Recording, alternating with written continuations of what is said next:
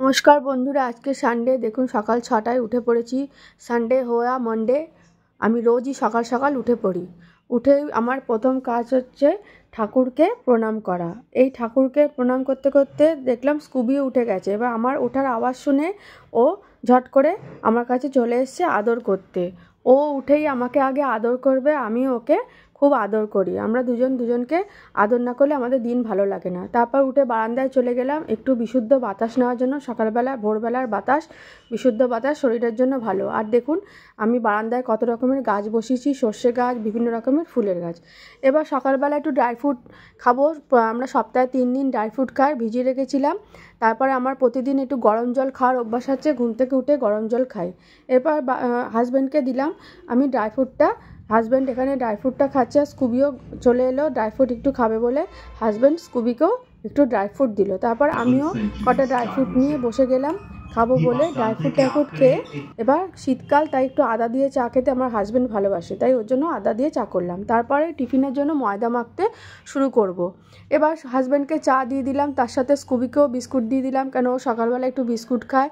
তাই হাজব্যান্ড খেতে খেতে স্কুবিকেও বিস্কুটটা খাইয়ে দিল। দেখুন ও কেমন এসে গেছে বিস্কুট খাবে বলে। এবার আমিও আমার চা নিয়ে বসে পড়লাম। ও সকালবেলার চা মানে দারুণ। এবার আমাকে যে সাহায্য করে দিদি, তারও কাজ টাজ হয়ে গেল। এবার দিদিকেও আমি পরোটা ভেজে দিলাম আর চা দিলাম। এবার হাজব্যান্ডকেও টিফিন দিয়ে দিলাম, আলুর দম আর পরোটা। আর সবসময় তো স্কুবি আমাদের সামনে থাকবেই যখনই আমরা কিছু খাবো না খাবো। আর ছুটির দিনে হাজব্যান্ডের কাজ হলো স্কুবিকে স্পঞ্জ করানো, আর বাকি দিন আমি।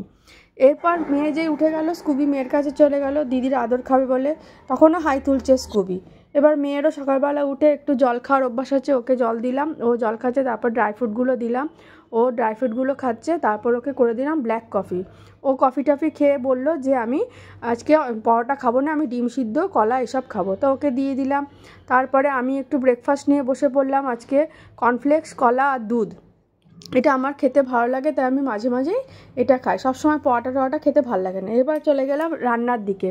কালকে করেছিলাম বেগুন দিয়ে মুগের ডাল, লাস্টে একটু ঘি দিতে হয়, দিলাম। এরপর মাংস, যেহেতু রবিবার মাংস তো হবেই। এরপর চলে গেলাম আজকে আমাদের পেট মার্কেটে ব্লগ করতে। আমার বড় ব্লগ দেওয়া আছে, আপনারা ইচ্ছে হলে দেখতে পারেন। অন্য দিন মাঝে মাঝে যাই দেখতে, আজকে ইচ্ছে হলো নিজেও একটু ব্লগ করি, তাই চলে গেলাম পেট মার্কেটে একটু ব্লগ করতে। দেখুন কত রকমের মাছ। আর আমার বড় ভিডিও অবশ্যই দেখবেন, বড় ভিডিও দেওয়া আছে, আপনারা অবশ্যই আমার বড় ভিডিওটা দেখবেন। কেমন হয়েছে অবশ্যই কমেন্ট করে জানাবেন। আর এখানে বিভিন্ন রকমের ছোট ছোট পাপি দেখে আমার মেয়ে তো আদর করছে।